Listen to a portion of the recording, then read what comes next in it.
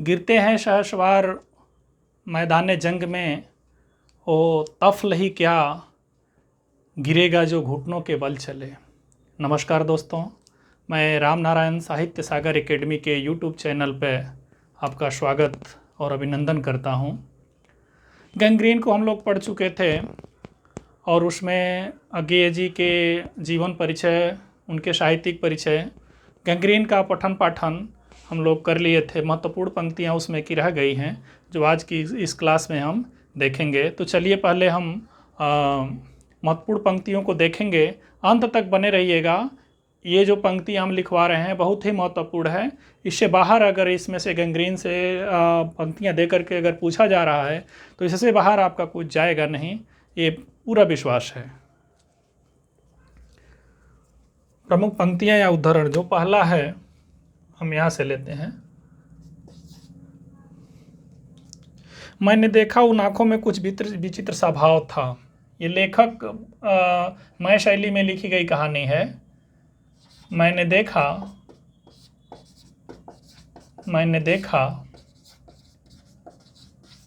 उसकी आँखों में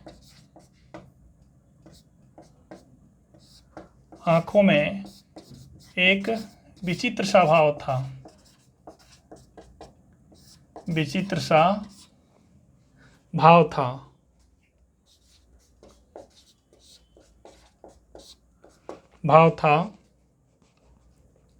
मानो मालती के भीतर कहीं कुछ चेष्टा कर रहा हो। मानो मालती के भीतर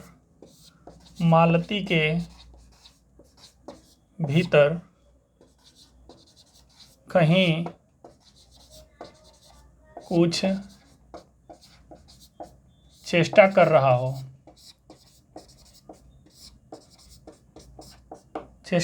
हो।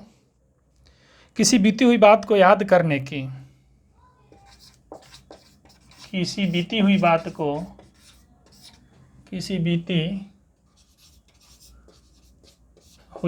याद करने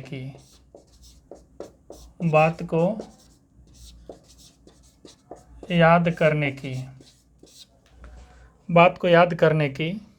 किसी बिखरे हुए वायुमंडल को पुनः जगाकर गतिमान करने की। किसी बिखरे हुए वायुमंडल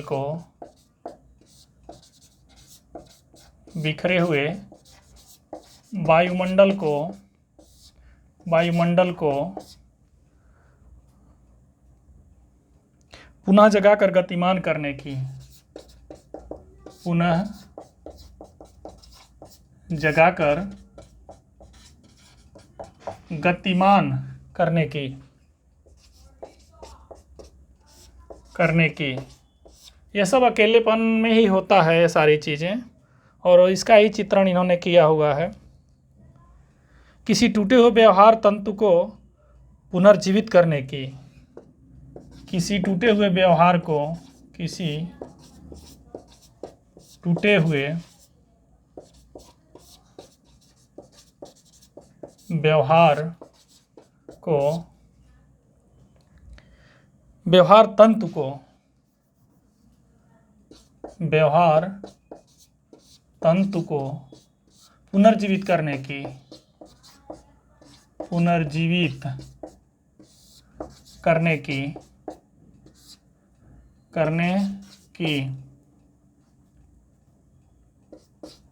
पुनर्जीवित करने की।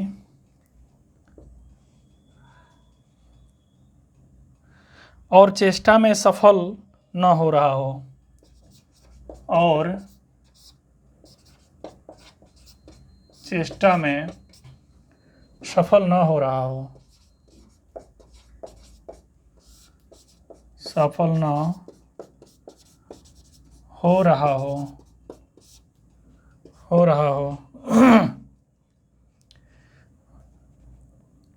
वैसे देर से प्रयोग में लाए हुए अंग को वैसे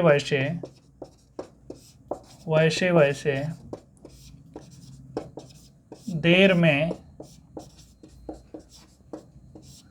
लाए हुए अंग को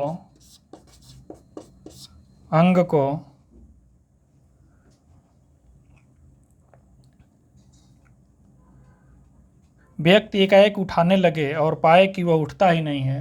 अंग को व्यक्ति एकाएक उठाने लगे और पता चले कि वह अंग उठता ही नहीं है, वह अंग उठता ही नहीं है।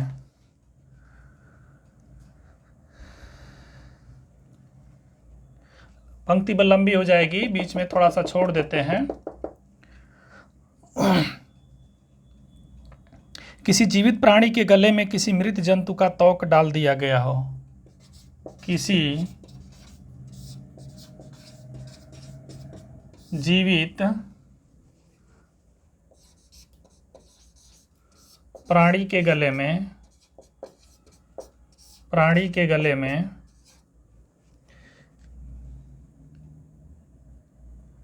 किसी मृत जंतु का तोक डाल दिया गया हो। किसी मृत जंतु का तोक डाल दिया गया हो।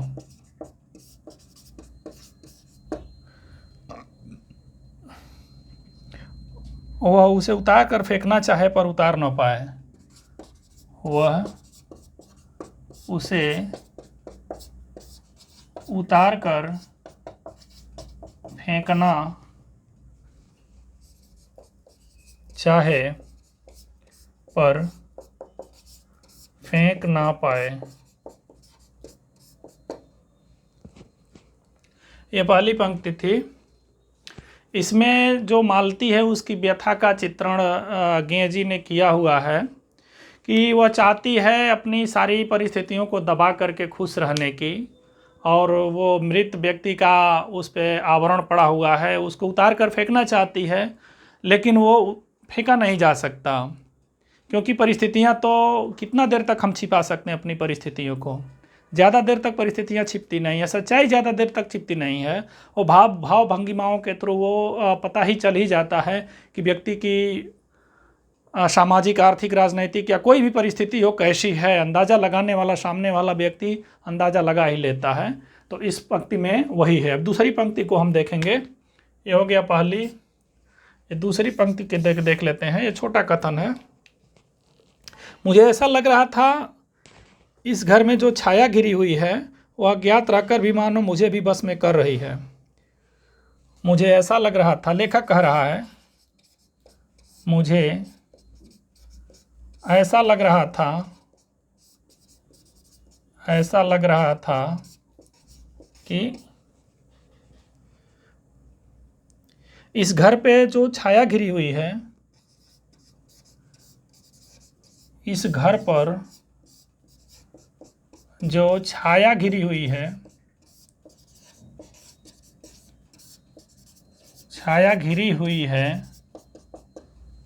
जो छाया घिरी हुई है वह अज्ञात रहकर भी मानो मुझे बस में कर रही है। वह अज्ञात रहकर भी मानो मुझे बस में कर रही है, बस में कर रही है। मैं भी वैसा ही नीरस निर्जीव सा हो रहा हूँ। मैं भी वैसा ही नीरस निर्जीव सा हो रहा हूँ। निर्जीव सा हो रहा हूँ जैसे हाँ यह घर, जैसे मालती, जैसे हाँ यह घर, हाँ मालती। कहा जाता है कि जो ऐसी परिस्थितियां हमारे सामने आती हैं, धीरे धीरे हमारी मानसिकता भी उसमें, अगर माहौल आपका बोरियत का हो तो आप बोर होने लगेंगे, माहौल खुशनुमा हो तो हम खुशनुमा रहने लगेंगे। तो वही लेखक कहना चाहता है, मुझे ऐसा लग रहा था कि इस घर पर जो छाया घिरी हुई है वह अज्ञात रहकर भी मुझे मानो वश में कर रही है। वो छाया से अनजान हूँ मैं, लेकिन मुझे बस में कर रही है, ऐसा उन्हें प्रतीत होने लगा था। मैं भी वैसा ही नीरस निर्जीव सा हो रहा हूँ जैसे हाँ यह घर और ये मालती, जैसे मालती निर्जीव और हीन भावना से ग्रसित है, एक ही काम को रोज करना और मध्यम वर्ग की जो समस्याएं हैं उसमें लिप्त रहना, उसी तरह से लेखक अपने आप को महसूस करता है। स्क्रीनशॉट लीजिए, नोट बना लीजिएगा, फिर हम आगे बढ़ते हैं। 3 कथन और हैं इम्पॉर्टेंट, बाकी आप पिछली क्लास में जा कर के कहानियों को सुनेंगे तो आपको अच्छे से कोई भी 2 लाइन पकड़ लेंगे। 2 लाइन पढ़ने के बाद आपको याद आ जाएगा कि ये गैंग्रीन से ही ली गई है, जिसके लेखक सच्चिदानंद हीरानंद वात्स्यायन अज्ञेय जी हैं। तो स्क्रीनशॉट लीजिए, फिर हम आगे बढ़ते हैं। ले लिया होगा आपने। आगे देखते हैं। तीसरी पंक्तियां जो हैं, तीसरी पंक्ति है, मैं तो रोज ऐसी ही बातें सुनती हूँ, अब कोई मर मुर जाए तो ख्याल ही नहीं आता। पहले तो रात भर नींद नहीं आया करती थी। मालती किसे कहती है? कथावाचक से कहती है। यानी जो ये मालती के जो पति हैं वो आते हैं घर पे ऑपरेशन करके या गैंग्रीन का ऑपरेशन करके, कोई मर जाता था तो रोज़ कहानियाँ सुनती थी। पहले वो घबरा जाती थी, शुरू शुरू में आदमी को कैसा लगता है, तकलीफ़ होती है, दिमाग झेल नहीं पाता, टेंशन हो जाता है। लेकिन जब वही चीज़ रोज़ रोज़ सामने आएगी तो दिमाग उस चीज़ का आदी हो जाता है और उसमें एडजस्ट कर लेता है और किसी भी चीज़ का उतना असर नहीं पड़ता जितना पहले पड़ता है। तो वही चीज़ वो बता रही है, मैं तो रोज़ ऐसी बातें सुनती हूँ, अब कोई मर मुर जाए। ये भोजपुरी भाषा का, यानी वहाँ की लोकल भाषा का इन्होंने इस्तेमाल किया हुआ है। तो ख्याल ही नहीं आता, पहले तो रात भर नींद नहीं आया करती थी। मालती किससे कह रही है? कथावाचक से कह रही है। ये तीसरी पंक्ति है। चौथी को अगर हम देखेंगे, मैंने देखा दिन भर की तपन, अशांति, थकान, दाह, पहाड़ों में से भाप उठकर वातावरण में खोए जा रहे हैं, जिसे ग्रहण करने के लिए पर्वत शिशुओं से अपने चीड़ वृक्ष रूपी भुजाएं आकाश की ओर बढ़ा रही है। लेखक ने यहाँ रूपक का एक तरह से रूपक दिया हुआ है, मानवीकरण किया हुआ है। पर यह सब मैंने ही देखा, अकेले मैंने, महेश्वर ऊँघ रहे हैं। कोई भी व्यक्ति जब अपनी दैनिक ज़रूरतों से ऊपर उठा रहता है तभी वो प्रकृति की सुंदरता को देख पाता है या उसमें कई तरह के भावों को कल्पित कर सकता है, कई प्रकार के भावनाएं जाग सकती हैं। जो व्यक्ति अपनी समस्याओं से जूझ रहा है उसे अपनी समस्याओं के अलावा प्रकृति की सुंदरता कभी नहीं दिखाई देगी। मान लीजिए हम कहीं जा रहे हैं, हमें रोटी के लाले पड़े हैं, 2 वक्त का खाना नहीं है, तो हम क्या प्रकृति की सुंदरता को देखेंगे? नहीं देखेंगे। सेम वही चीज़ है। मैंने देखा दिन भर की तपन, अशांति, थकान, दाह, पहाड़ों से भाप से उठकर वातावरण में खोए जा रहे हैं। ये प्रकृति की सुंदरता को देख रहे हैं, जिसे ग्रहण करने के लिए पर्वत शिशुओं ने, पर्वत को शिशु मान लिया इन्होंने, अपनी चीड़ वृक्ष रूपी भुजाएं, ये चीड़ वृक्ष को क्या माना है? भुजाएं आकाश की ओर बढ़ा रखी हैं, यानी आकाश की ओर बढ़ा रखी है। यह सब मैंने ही देखा, अकेले मैंने। यहाँ पर ये व्यंजित कर रहा है कि खाली मैंने देखा। यहाँ पर महेश्वर ऊँघ रहे थे और मालती उस समय भोजन से निवृत्त होकर दही जमाने के लिए मिट्टी का बर्तन गर्म पानी से धो रही थी। क्या कर रही थी वो? अपने खाने पीने की वस्तुओं को वो कर रही थी, सब सेट कर रही थी और कह रही थी अभी छुट्टी हुई जाती है। यानी एक तरह से लंबी सांस लेकर बोलती है कि अभी छुट्टी हुई जाती है। और मेरे कहने पर यह कि 11 बजने वाले हैं, धीरे से सिर हिलाकर जता रही थी कि रोज़ ही इतने बज जाते हैं। लेखक ने कहा कि 11 बजने वाले हैं, तो वह सिर हिला करके ऐसे बोला जैसे उसको आदत पड़ गई है। यानी उसने, उसकी भंगिमाओं ने, भाव भंगिमाओं ने व्यंजित किया कि रोज़ बज जाते हैं 11। मालती ने वह सब कुछ नहीं देखा। मालती का जीवन नियति गति से बहा जा रहा था, हिलाकर रोज ही इतने बज जाते हैं। मालती ने वह सब कुछ नहीं देखा। यानी क्या नहीं देखा? ये चीज़ें जो लेखक देख रहे थे वो चीज़ों को नहीं देखा। मालती का जीवन अपनी नियत गति से बहा जा रहा था। मतलब मालती जिस वातावरण में पल रही थी, ठीक उसी वातावरण में उसका जीवन आगे बढ़ रहा था। कोई परिवर्तन नहीं, रोज वही काम, रोज वही चीज़ें। डॉक्टर साहब को भी रोज वही दवा खाना, रोज वही ऑपरेशन, ये सारी चीज़ें वही चल रही थी। तो इन दो पंक्तियों का फिर से आप स्क्रीनशॉट लीजिए। फिर आगे एक पंक्ति और रह गई है, इसके बाद हम फ्री करते हैं इस क्लास को। स्क्रीनशॉट ले लीजिए, फिर नोट बना लीजिएगा। इससे बाहर कुछ नहीं जाएगा। अगर कथन आएंगे तो इससे बाहर कुछ जाएगा नहीं। अच्छा, दो चीज़ नहीं दिख रही है, ऐसी ही ठीक है, ऐसी ही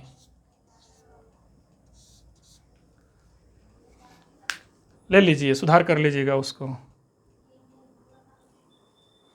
आगे देखते हैं, ये अंतिम कथन है, पांचवा और अंतिम कथन। ऐसे तो एक बार एक कहानी को आप पढ़ लीजिएगा, कहीं से भी पूछने के चांसेस हैं, लेकिन इन चारों पांचों कथनों को देखने के बाद आप कहीं से भी आएगा, आपको विषय वस्तु पता चल जाएगी, आप लिख पाएंगे। तभी 11 का घंटा बजा, मैंने अपनी भारी हो रही पलकें उठाकर, तभी 11 का घंटा बजा, तभी 11 का घंटा बजा, मैंने अपनी भारी हो रही पलकों पर, मैंने अपनी भारी हो रही पलकों पर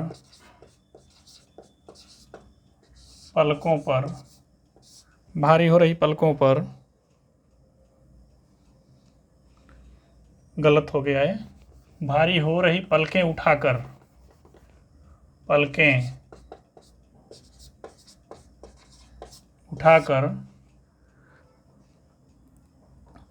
अकस्मात किसी अस्पष्ट प्रतीक्षा से, अकस्मात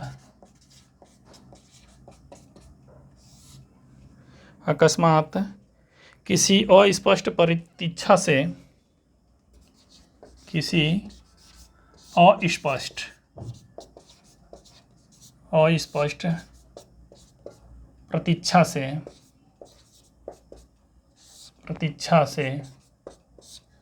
प्रतीक्षा से मालती की ओर देखा, मालती की ओर देखा। 11 के पहले घंटे की खड़कन के साथ ही, 11 के पहले घंटे की खड़कन के साथ ही,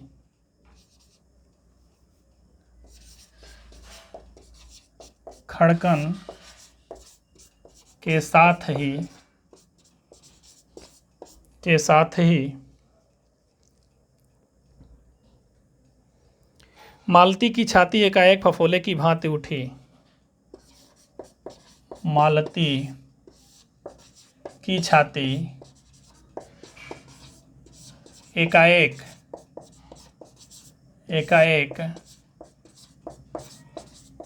फफोले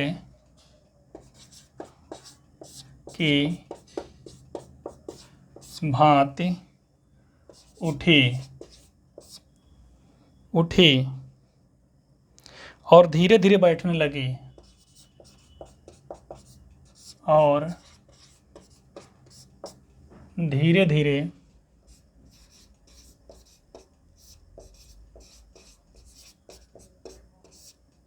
बैठने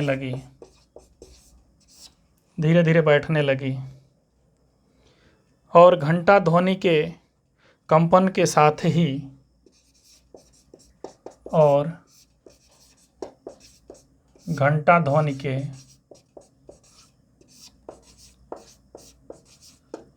कंपन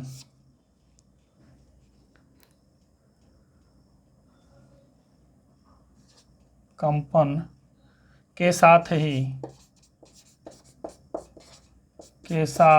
ही मूक हो जाने वाली आवाज में उसने कहा, मूक हो जाने वाली आवाज में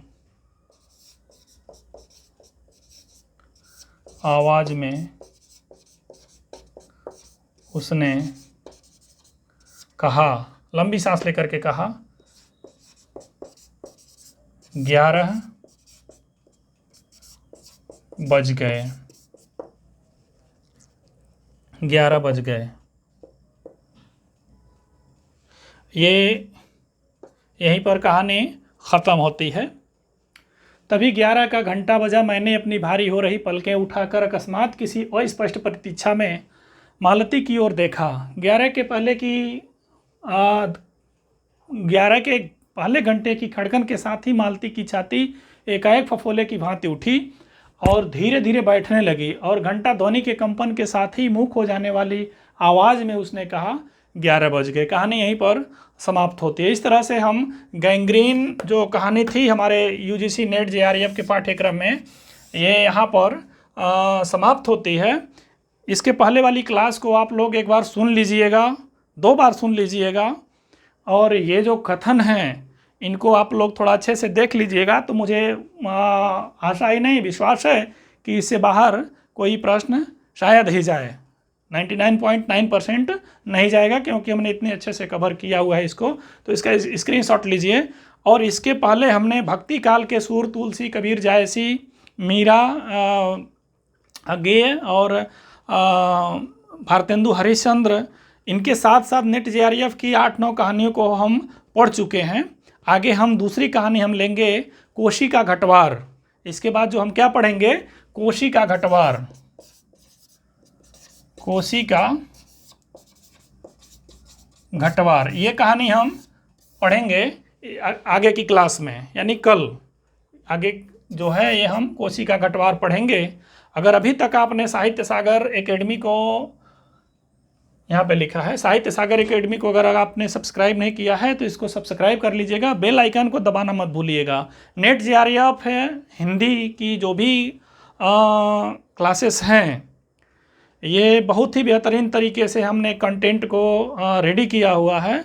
इससे बाहर कहीं पर प्रश्न आपके जाएंगे नहीं। सिर्फ आप 2 बार सुनिए और एक नोट बना लीजिए, फ्रेश रिवाइज करके जाइए, तो आपको लगेगा कि यहाँ से कोई प्रश्न बाहर नहीं गया है। इसी के साथ एक क्लास समाप्त होती है। वीडियो पर लास्ट तक बने रहने के लिए धन्यवाद।